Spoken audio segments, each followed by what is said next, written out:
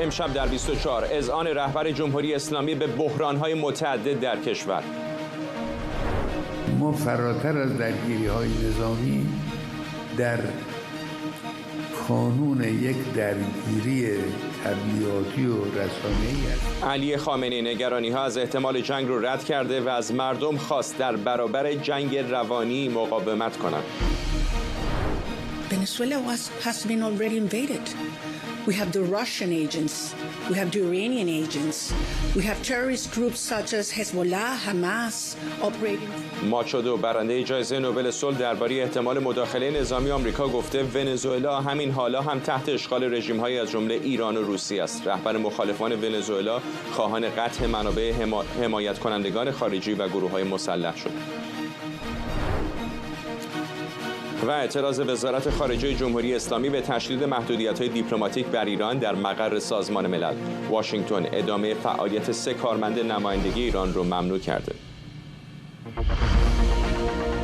از استودیوی ایران اینترنشنال این 24 است با فرداد فرحزاد. بینندگان ایران اینترنشنال در ایران و سراسر جهان سلام و وقت بخیر. رهبر جمهوری اسلامی اظهارات اخیر درباره احتمال وقوع درگیری نظامی در ایران رو اقدامی عامدانه برای ایجاد نگرانی و تردید در میان مردم توصیف کرده. علی خامنه‌ای در دیدار با گروهی از مداحان حکومتی گفته برخی افراد مرتبط احتمال تکرار درگیری نظامی رو مطرح می‌کنند تا جامعه رو نگران نگه دارن، اما موفق نخواهند شد. خامنه‌ای با متهم کردن آمریکا و برخی کشورهای اروپایی به تلاش برای نابودی مفاهیم انقلاب از هیئت‌ها و مداحان خواسته در برابر آنچه جنگ رسانه‌ای غرب خواند ایستادگی کنند. ما در جنگ تبلیغاتی قرار داریم، در جنگ معنوی قرار داریم. دشمن فهمید که تصرف این ملک و این خاک و این سرزمین الهی و معنوی با ابزار فشار و ابزار نظامی امکان نداره. اگر بخواد تصرفی بکنه، دخالتی بکنه، موفقیتی پیدا کنه، باید دلها رو تغییر بده، باید مغزها و فکرها رو عوض کنه. رفتن تو این خط. ما البته ایستادیم در مقابلشون محکم، اما خطر اینه، خط اینه. روزنامه‌نگار و تحلیلگر سیاسی از تورنتو به ما پیوسته، ولی به نظر میرسه که تصویرشون فریز شده. اگر بتونیم دوباره به جمشید برزگر در تورنتو باز خواهیم گشت، ولی فعلا بریم به خبرهای بعدی در ادامه همین گفتگوی پیشین درباره اظهارات علی خامنه‌ای که منتقدان داخلی رو متهم به ایجاد ترس و تردید در جامعه کرده. حالا میپردازیم به بخش دیگری از سخنان او درباره حضور آمریکا در آمریکای لاتین و آنچه تهران اون رو محاصره‌سازی جدید میخونه. همزمان توقیف یک نفتکش مرتبط با شبکه نفتی ایران و ونزوئلا بار دیگه موضوع نفوذ منطقه تهران رو در واشنگتن برجسته کرده.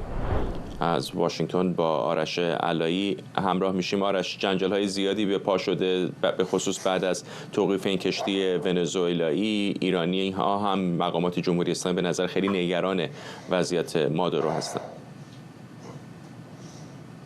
بله فرداد، همونجوری که تو میگی اینها همه قطعات مختلف یک پازل هستند که در واشنگتن به عنوان یک پازل واحد به این دیده میشه، بهش نگاه میشه. دیروز یعنی روز چهارشنبه آقای ترامپ در جریان یک جلسه‌ای که در کاخ سفید داشت با کابینش به خبرنگاران ناگهان گفت که همین الان بزرگترین نفتکشی که در تاریخ آمریکا تا حالا توقیف شده رو نزدیک آبهای ونزوئلا توقیف کرده است و گفت احتمالاً هم نفتش رو قرار است به مزایده بذارن و بفروشن در خاک آمریکا. و بعد هم مشخص شد که این یک نفتکشی بوده است که نه تنها برای ونزوئلا یا نفت قاچاق می‌کرده، بلکه برای جمهوری اسلامی هم نفت قاچاق می‌کرده. با نگاهی به تاریخچه این نفتکش می‌بینیم بارها اسم عوض کرده، بارها پرچم عوض کرده، بارها اون دستگاه‌های ردیاب، سیستم‌های ردیاب خودش رو که بهش میگن ترانسپاندر رو خاموش کرده. همون پترن، همون الگویی که جمهوری اسلامی انجام میده برای اینکه بخواد نفتش رو بفروشه. منتها از اونجا به بعد داستان دیگه جدی‌تر شد. بعد از اینکه دادستان کل آمریکا خانم پم باندی آمد و در مورد این نفتکش صحبت کرد و گفتش که ایالات متحده تمام تلاش خودش رو خواهد کرد برای خشکاندن شبکه‌های مالی گروه‌های حامی تروریسم. و از اونجا به بعد این حرفی که ایشون زده است بار حقوقی بسیار جدی دارد در واشنگتن. مطبوعات آمریکا پشت سر هم دارن تحلیل میکنن. اگر شبکه‌های تلویزیونی رو دیده باشید، تقریبا من در تمام بولتن‌هایی که از دیروز دیدم کارشناس میارن راجعش صحبت میکنن، به خاطری که این به نظر میاد یک تغییر سیاست عمده باشد از طرف دولت ترامپ. گرفتن این توقیف این تانکر به معنی این است که دیگر این فقط یک تخلف تحریمی نیست. این صحبت هایی که خانم پم باندی کرد یعنی توقیف این تانکر رو ایشون ربط داد به امنیت ملی آمریکا. یعنی مسئله دیگه از یک خلاف ساده و حالا یک جریمه گذشته است. داستان ربط پیدا کرده است به امنیت ملی آمریکا. خانم پم باندی و دولت آمریکا معتقدن نفتکش‌های از این دست، پول‌هایی که به دست میارن میریزن در نهایت بخش عمده‌اش رو به جیب نارکو تروریسم، یعنی تروریسم مواد مخدر. و حالا این داستان چه در ونزوئلا باشد، چه در لبنان توسط حزب الله قاچاق مواد مخدر صورت بگیرد، چه توسط دیگر گروه‌های نیابتی جمهوری اسلامی که میدونیم خیلی هاشون در کار قاچاق مواد مخدر هستند. قرص‌های کپتاگانی که در سوریه پیدا شده بود رو یادمون نرفته است. تمام داستان‌های دیگری هم که ATF در آمریکا که یک سازمانی است که برای مقابله با مواد مخدر است تقدیم می‌کند، اونها هم حکایت از این دارد که اونها هم دارن هدف قرار میدهند منابع مالی این گروه‌ها رو. ضمن اون که درست 12 ساعت بعد از این داستان که آقای ترامپ اعلام کرد، ما حرفای علی خامنه‌ای رو شنیدیم که در بخشای از این حرفاش واضحا نگران اون چیزی بود که در آمریکای لاتین اتفاق میافتد.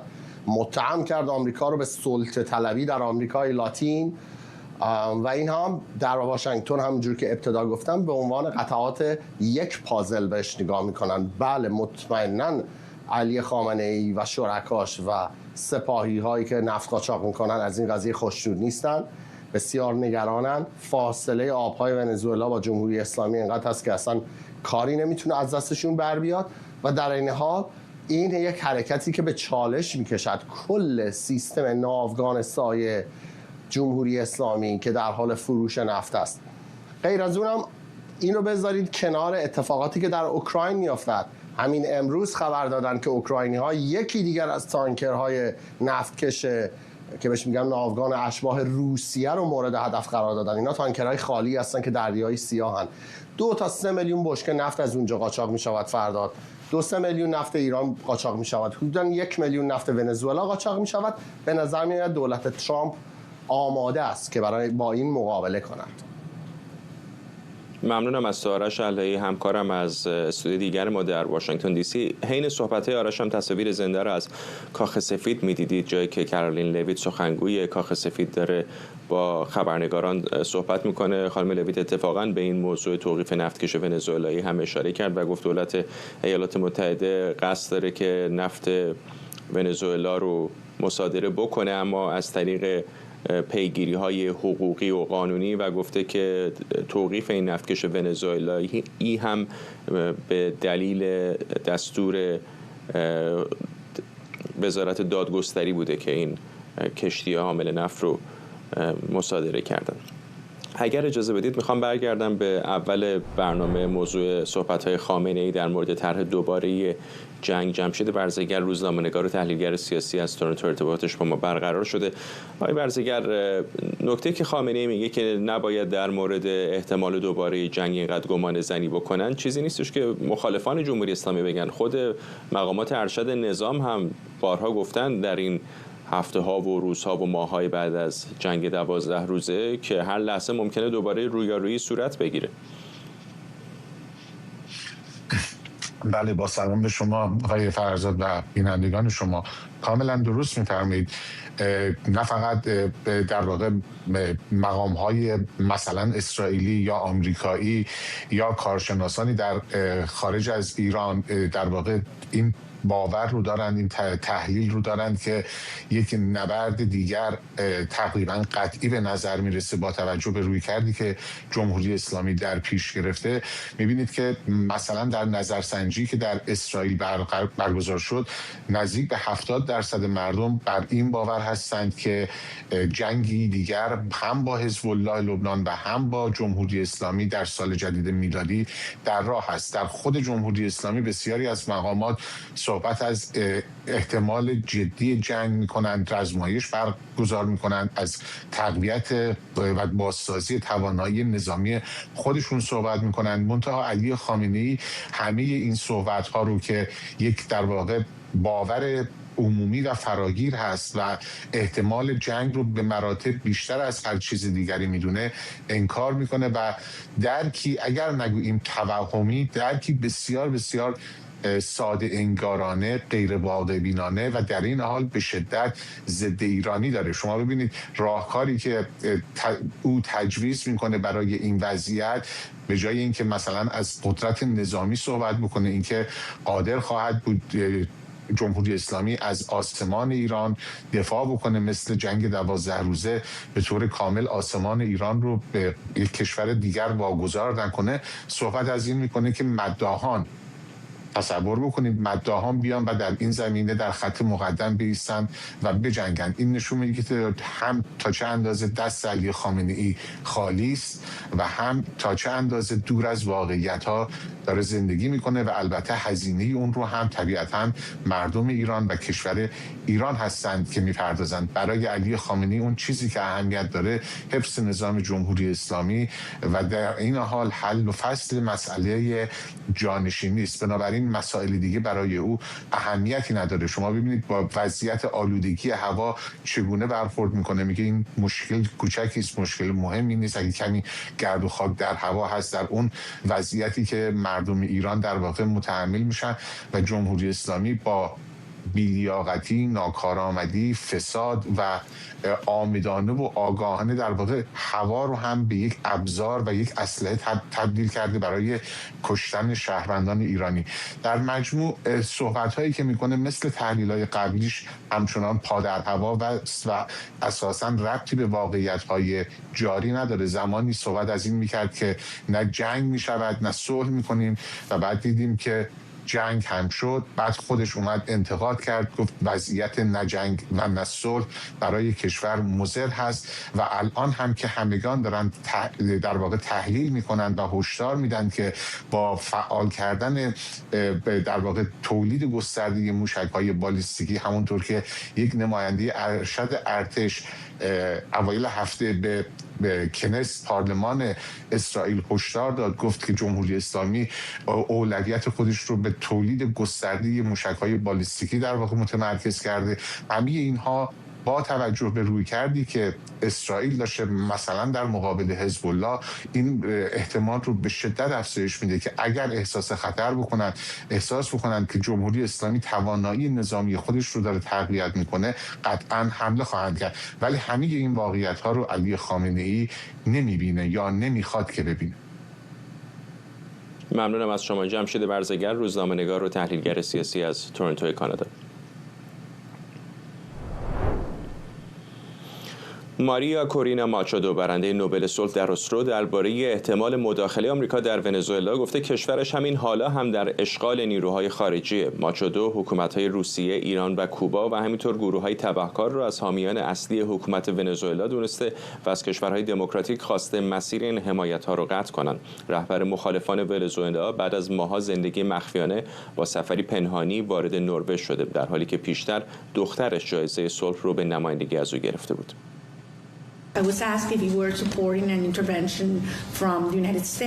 از من پرسیدن آیا از مداخله نظامی آمریکا حمایت میکنم و من گفتم که ونزوئلا همین حالا هم توسط رژیم‌های خودکامه‌ای مثل روسیه، ایران، کوبا و همچنین گروه‌های تبهکاری مثل حزب الله، کارتل‌های مواد مخدر و چریک‌های کلمبیایی اشغال شده. همینطور که رژیم ونزوئلا از جانب این حکومت‌های تمامیت‌خواه حمایت میشه، ما مردم ونزوئلا هم که همه مسیرهای قانونی رو امتحان کردیم، از کشورهای دموکراتیک جهان می‌خوایم مسیر منابع و حمایت‌هایی رو که از فعالیت‌های غیرقانونی به دست میاد و دستگاه سرکوب رو تغذیه میکنه قطع کنن.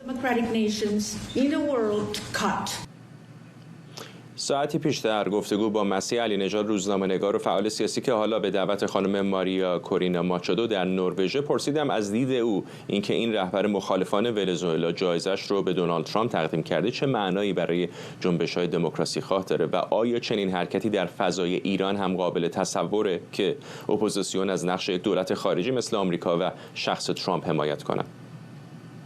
اتفاقا من میبینم که اینجا در خود اسلو هم منتقدانی هستند که تاکید میکنن چرا باید جایزه یک مبارز مدنی و حقوق بشری تعلق بگیره به یک شخصیت سیاسی مثل ترامپ. واقعیت اینه که اپوزیسیون ونزوئلا همه راههای دموکراتیک رو در داخل کشورش پیگیری کرده تا بتونه از شر مادورو خلاص بشه.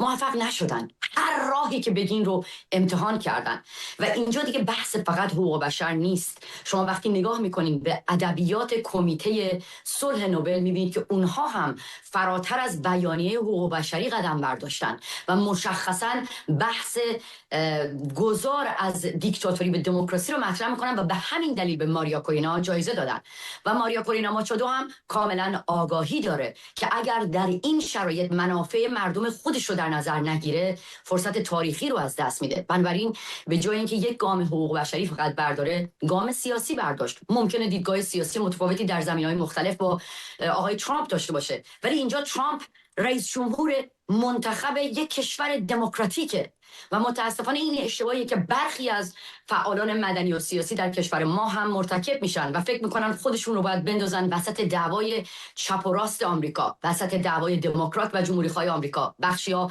با راست افراطی، بخشی‌ها با چپ افراطی ائتلاف میکنن و همدیگر رو زخمی میکنن. اما اپوزیسیون ونزوئلا متحد شد و تصمیم گرفت که با یک کشور دموکراتیک کار بکنه و به فکر منافع مردمش باشه و از آمریکا بخواد تا به مردم ونزوئلا کمک بکنه، نه فقط برای مباحث حقوق بشری بلکه برای سرنگونی و از بین بردن دیکتاتوری در کشور خودش، که من این رو گام مثبتی میبینم. خود خانم ماچادو تا بار چندین بار به ایران اشاره کرده و نقش جمهوری اسلامی در ونزوئلا، خیلی ها هم ایران و ونزوئلا رو با هم مقایسه میکنن و انصافا هم خب شباهت‌های وجود داره، اما تفاوت‌های زیادی هم هست. شاید حالا بخشش به خاطر اینه که ونزوئلاها کم و بیش سنت دموکراسی شاید جا افتاده تری در مقایسه با ایرانی ها رو در گذشته دست کم تجربه کردن تا اندازه‌ای و شاید همین باعث شده که اونها در اپوزیسیونشون اتحاد بیشتری دیده بشه در مقایسه با ایرانی ها. آیا چیزی که در بین اپوزیسیون ونزوئلا میبینیم، همین اتحاد نسبیشون، به نظرتون قابل انعکاس در اپوزیسیون ایرانی هم هست؟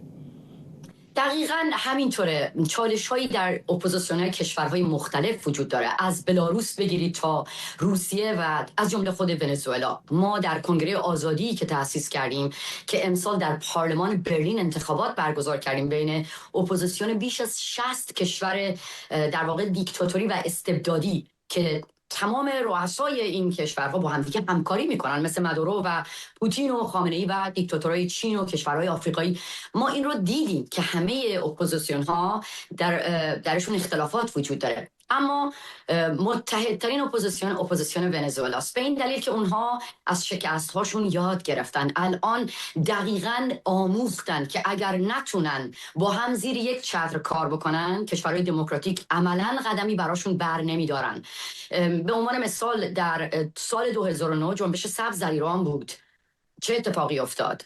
به هر حال اون موقع من یادمه که کشور ونزوئلا مردمش اومدن تو خیابون و اونها تونستن کشورهای دموکراتیک رو همراه بکنن. ما میدیدیم از تو که تو پارلمان کشورهای اروپایی، تو آمریکا رهبرشون رو به رسمیت میشناختن، ولی اختلافات شدیدی بین اپوزیسیون ونزوئلا در گرفت. اونا درس گرفتن، بنابراین ما هم میتونیم درس بگیریم و این درس بهشون آموخت که همه گروه ها باید توی یک مجموعه با هم همکاری بکنن.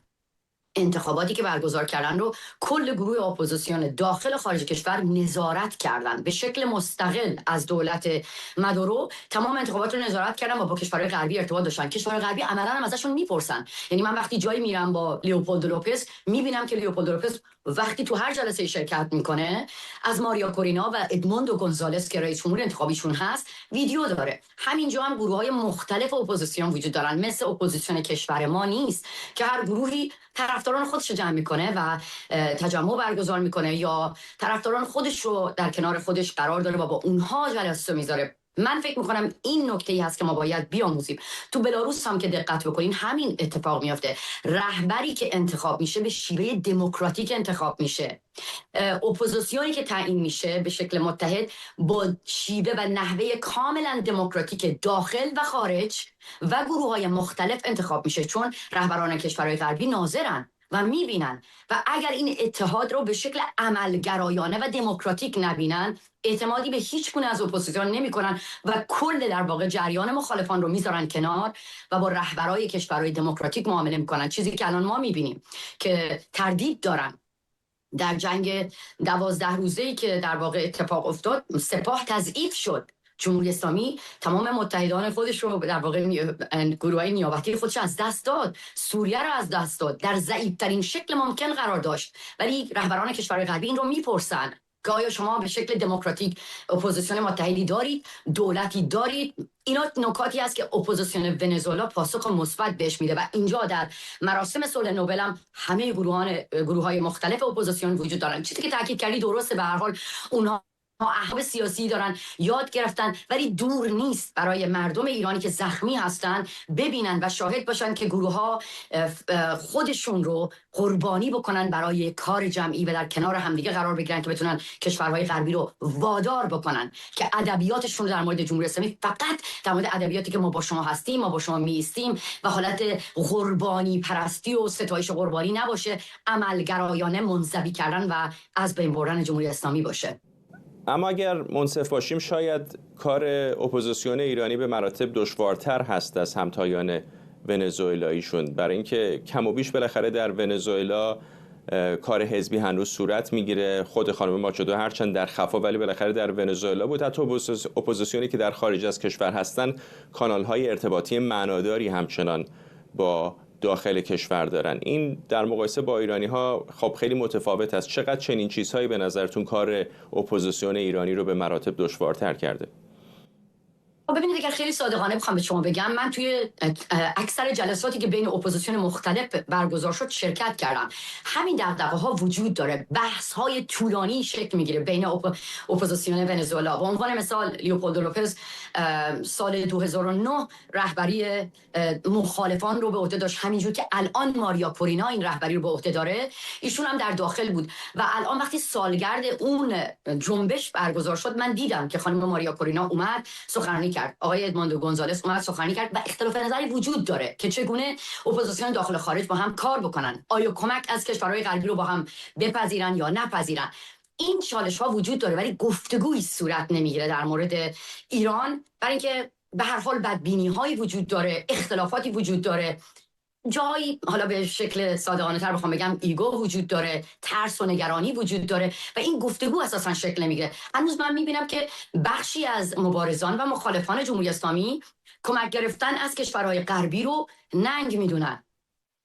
چرا راه دور برم؟ من یک مصاحبه به خود شما انجام دادم در هالیفکس، بارها مورد حمله قرار گرفتم که چرا استقبال کردم از اینکه جمهوری اسلامی رو به شکل در واقع مشخصی مورد هدف قرار بدن و یا استقبال کردم از کشته شدن سلیمانی. بسیار مورد حمله قرار گرفتم. در خود تلویزیون شما مخالفان زیادی اومدن بحث کردن در این مورد که ما نیاز به کمک کشورهای غربی نداریم. خب بحث ها و گفتگوهای پشت پرده طولانی صورت میگیره. اپوزیسیون کشورهای غربی، بلاروس هم همینطوره، تا به این باور برسن با رأی اکثریت که ما باید استقبال بکنیم. چرا؟ چون مردم زخمی هستند. مسیح علینژاد بود. به مناسبت 77مین سالگرد تصویب اعلامیه جهانی حقوق بشر، حزب کموله کردستان ایران بر تعهدش به کرامت انسانی، مشارکت دموکراتیک و همزیستی مسالمت‌آمیز همه مردم ایران تاکید کرده. این حزب در بیانیه‌ای هشدار داده که وضعیت حقوق بشر در ایران همچنان وخیمه و شامل نقض حق حیات، سرکوب اقلیت‌ها، تبعیض علیه زنان و محدودیت آزادی بیان میشه. کموله خواستار تغییر سیاسی بنیادین، تضمین عدالت انتقالی، حاکمیت قانون و برابری شهروندان شده. عبدالله محتدی دبیرکل حزب کموله کردستان ایران به ما پیوست. آقای محتدی، ممنونم که دعوت ما رو پذیرفتید. در بخشی از بیانیه‌تون به این عدالت انتقالی اشاره کردید. خیلی این روزها این رو میشنویم. اون چیزی که در ذهن شماست در فکر حزب کموله کردستانه به چه شکلی خواهد بود این عدالت انتقالی؟ با تشکر از شما و سلام به بینندگان.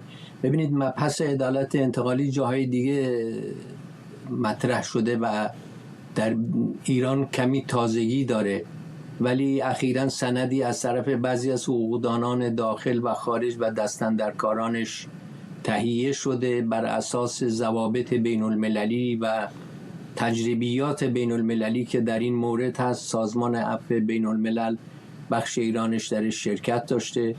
بعضی از حقوقدانان رو میشناسم، از دوستان بنده هستن و اینا میخوان مطمئن شن که ما در دوره گذار پر هرج و مرج، خشن و بیقانونی نخواهیم داشت. وارد انتقام جویی های شخصی و گروهی و اتنیکی و مذهبی نخواهیم شد، بلکه سیستم قضایی خواهیم داشت که بر اساس کشف حقیقت، بر اساس محاکمه عادلانه، دادرسی عادلانه، عدم تکرار این وقایع و دست گرفتن‌های تاریخی ازش میشه. من فکر میکنم که برای نیروهای اپوزیسیون خیلی مهمه، نیروهای سیاسی، فعالان مدنی، حقوق بشری، حزبی، برای همشون به یک اندازه مهمه که نه فقط خواستار برچیدن جمهوری اسلامی باشند، بلکه فردایی که به دنبال اون خواهد اومد رو هم تصویری ازش داشته باشند و به خصوص به همه مردم ایران نوید این رو بدن که اونها خواهان تضمین‌های حقوق بشری در خود دوره انتقال و دوره گذار هم هستند و بهش پایبند خواهند بود. حزب ما دقیقاً می‌خواد این کارو بکنه.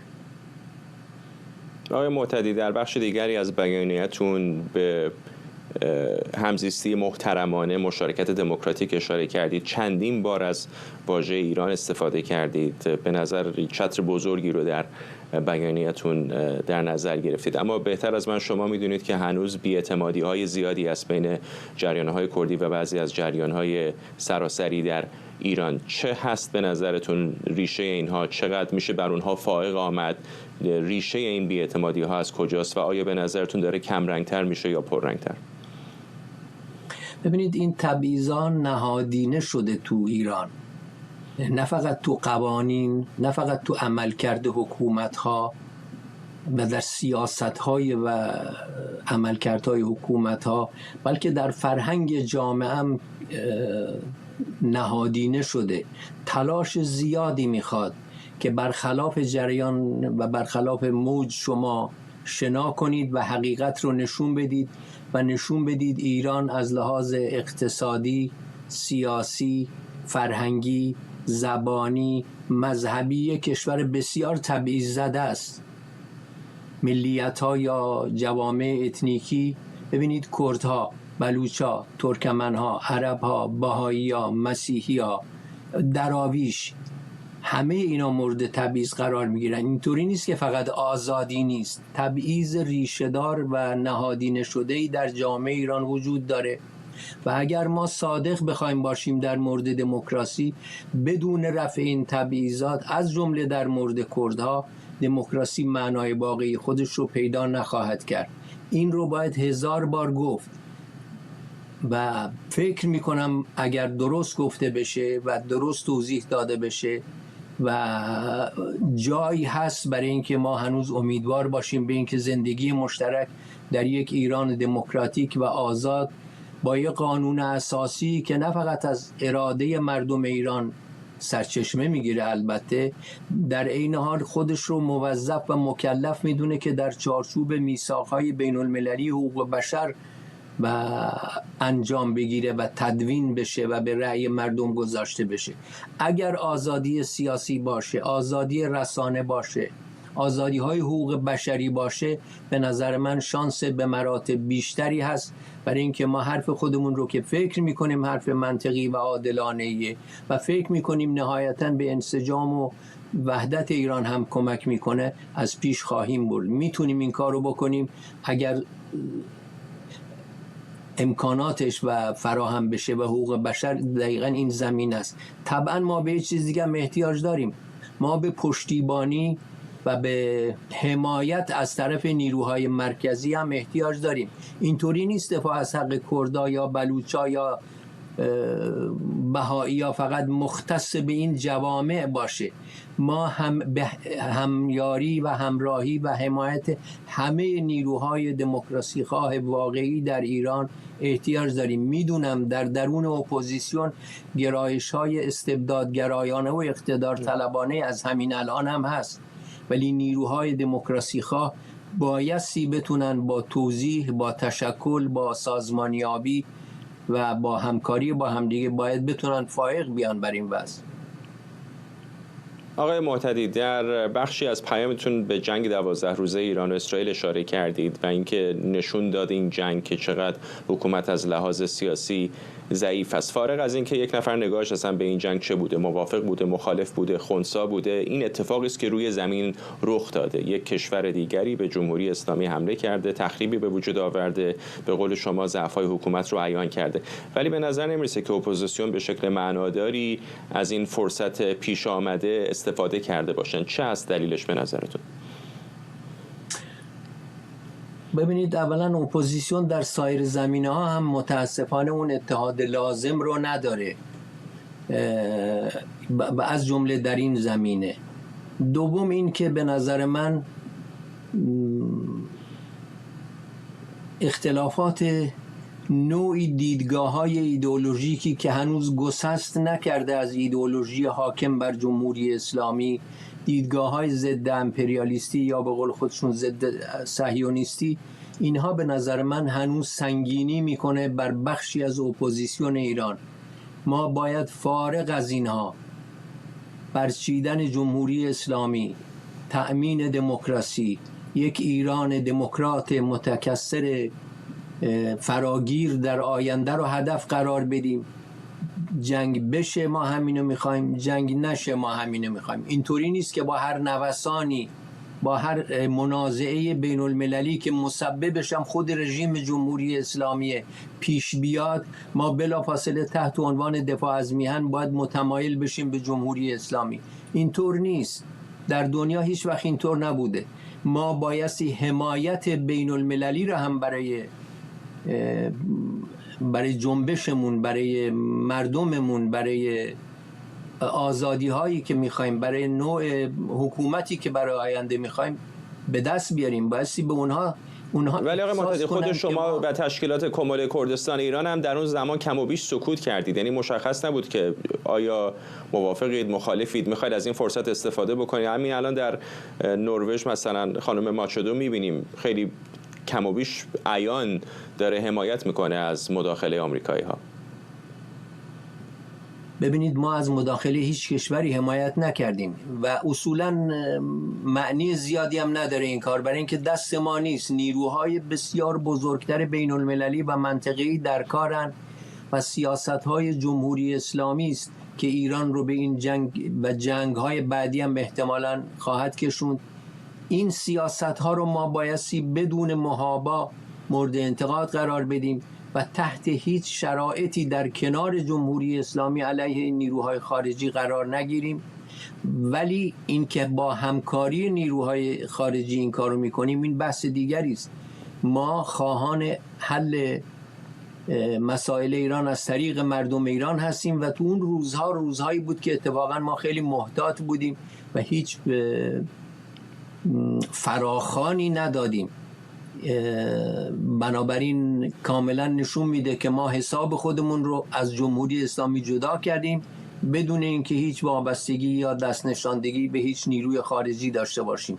اما بازم تکرار میکنم، یک اپوزیسیون متحد، یک اپوزیسیون شفاف، یک اپوزیسیونی که به اهداف خودش وفاداره، از جمله و در کنار سازماندهی در داخل، در کنار بودن با مردمش، بایستی حمایت جامعه بین المللی رو برای خودش کسب بکنه و این هیچ عیب و ایرادی نداره. و اتفاقا ما تمام سالهای اخیر در پی همچین اشاعه همچین سیاستی بودیم، هم در مباحثات داخلی حزبمون، مردم کردستان و مردم سراسر ایران. تمام رسانه‌های این 10-20 سال اخیر پر از حرفای و صحبت‌هایی که بنده و دیگران کردیم در این مورد و سعی کردیم این خارجی ستیزی بی‌معنی رو که بالاجبار ما رو در کنار جمهوری اسلامی قرار میده، اون رو مورد نقد قرار بدیم. و بله، اروپا، آمریکا و همه کشورهای منطقه هر کدوم از ما پشتیبانی کنن، یعنی از جنبش و از نهضت مردم پشتیبانی کنن، فرصت مغتنمی است. این معنیش این نیست که ما همراه نیروهای نظامی اونها وارد هیچ عملی خواهیم شد. خیر، اینطور نیست. ممنونم از شما. عبدالله محتدی، دبیر کل حزب کموله کردستان ایران. وزارت خارجه ایران با صدور بیانیه‌ای از سازمان ملل متحد خواسته فوراً در برابر آنچه تشدید محدودیت‌ها علیه نمایندگی دائم ایران در نیویورک نامیده مداخله کنه.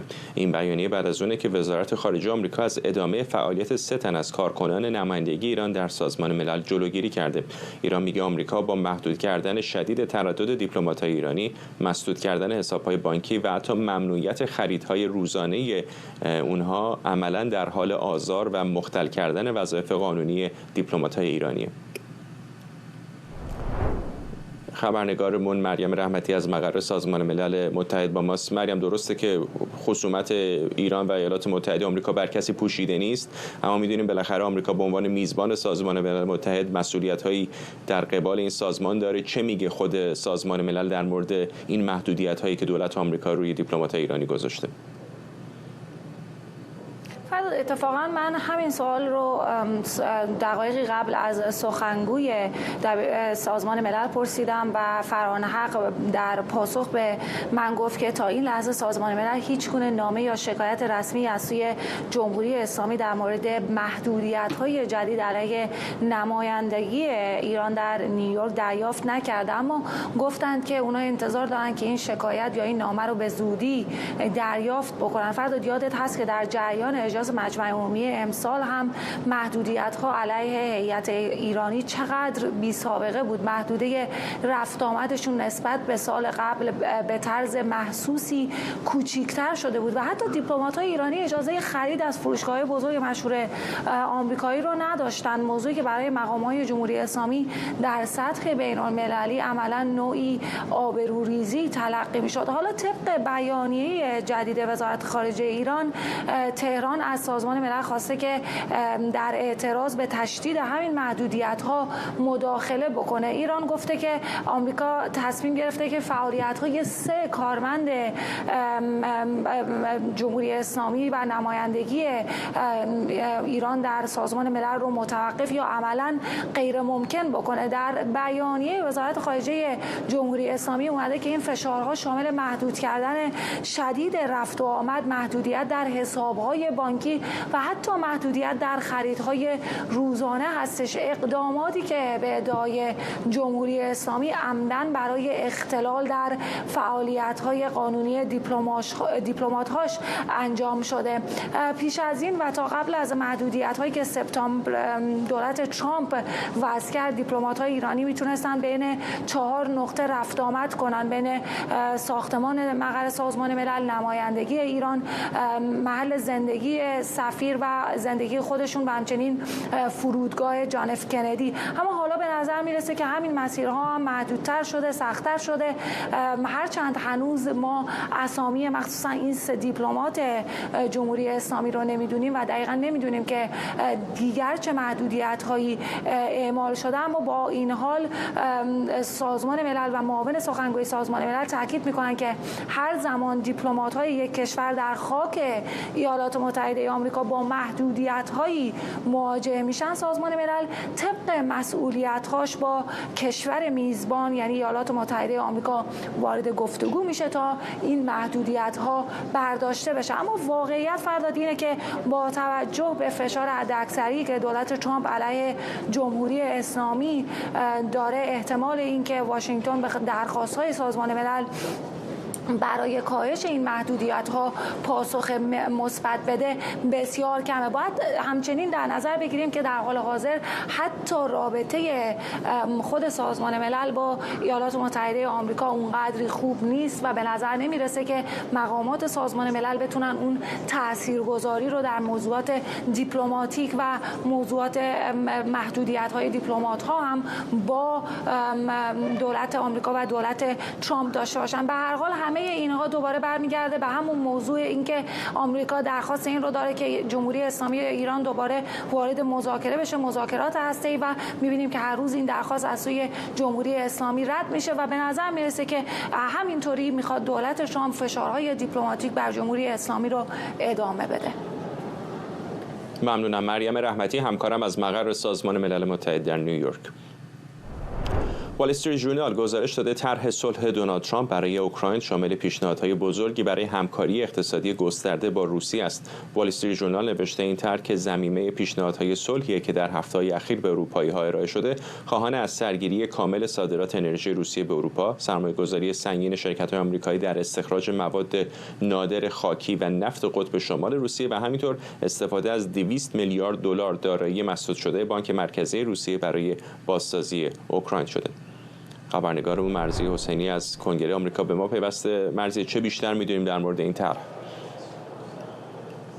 بر اساس گزارش وال استریت ژورنال، آقای ترامپ در خصوص این طرح جنجالی 28 ماده‌ایش در واقع لوایحی رو ضمیمه کرده که نه تنها منافع اقتصادی روسیه رو به همراه داره، بلکه خود آمریکا رو هم به نوعی منتفع میکنه. میدونیم فرداد این طرح از همون اول هم جنجالی و پرحاشیه بود وقتی که آقای ترامپ ازش رونمایی کرد، اما یک سری ابهاماتی داشت که حالا امروز اون ابهامات تکلیفش مشخص شده. اول اینکه آقای ترامپ به روسیه‌ها پیشنهاد داده که به بازار انرژی اروپایی‌ها بازگردن. مطبوعات انتقاد میکنن، میگن این همه سال تلاش کردن که اروپایی‌ها رو مستقل از انرژی روسیه بکنن و آقای ترامپ میخواد تمام این جریان رو به نوعی برعکس بکنه. دومین بخشش سرمایه‌گذاری آمریکا در بازار انرژی روسیه و برای استخراج منابع معدنی کمیاب از قطب شمال هست. این بخشش برای خود مطبوعات آمریکایی جالب هست به این جهت که در واقع به نظر میرسه پیشنهاد هوشمندانه‌ای هست، به این جهت که در واقع آقای ترامپ داره از این طرف تلاش میکنه ضمن که اتحاد خودش رو با روسیه‌ها تقویت بکنه، بلکه بر سلطه چینی‌ها بر مواد معدنی کمیاب هم به نوعی در واقع فائق بیاد و بتونه در این راستا مثمر ثمر باشه برای خود اقتصاد آمریکا. و نکته آخرش که جالب تر از همه است این هست که آقای ترامپ پیشنهاد داده که این 200 میلیارد دلاری که از بانک مرکزی روسیه توقیف شده، با این 200 میلیارد دلار اینها بیان در خاک اوکراین یک دیتا سنتر عظیم بسازن که انرژی این دیتا سنتر از در واقع تأسیسات زاپوروژیا تامین میشه. یعنی این دیتا سنتر برای روسیه هاست، با پول روسیه هاست، اما انرژیشو اوکراینی ها تامین میکنن و در نهایت این آمریکا هست که کل این پکیج رو مدیریت میکنه. در واقع یک منافع سه جانبه و سه سربرد برای آمریکا، اوکراین و روسیه که از این طریق بتونه اینها رو تطمیع بکنه که به نوعی بپذیرن که این طرح صلح 28 ماده‌ای رو به نوعی بهش پاسخ مثبت بدن. میدونیم که این طرح اول 28 ماده بود، بعد که آقای ترامپ این طرح فرستاد دو بار در حال مذاکره بر روی میز مذاکره قرار گرفت، یک بار در اوکراین، یک بار در مسکو. حالا 8 مادهش حذف شده، مشخصا 20 ماده وجود داره در بازه زمانی فعلی. همین امروز روز پنجشنبه اروپایی‌ها خبر دادن که همین 20 ماده رو هم تغییرش دادن، تضعیفش کردن و طرح نهایی رو فرستادن به آمریکا. حالا این طرح برگشته روی میز آقای ترامپ، اما به نظر میاد آقای ترامپ اصلا خوشحال نیست، چون همین امروز در صحبتی که با مطبوعات داشت تاکید کرد که اقدام اروپایی‌ها به معنی کارشکنی هست و گفت اگر قرار باشه اروپایی‌ها تا این حد با طرح مخالفت بکنن، همون بهتره که آقای ترامپ وقتش رو تلف نکنه. و این آخری صحبتی است که از آقای ترامپ تا اینجای کار شنیدیم، در کنار انتقادهای گسترده‌ای که اینجا در کنگره آمریکا هم به این طرح با آقای ترامپ وجود داره.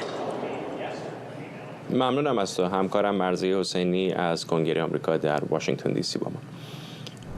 از شما ممنونم که بیننده برنامه 24 امشب بودید. برنامه رو کمی دیرتر میتونید در یوتیوب ایران اینترنشنال دوباره ببینید.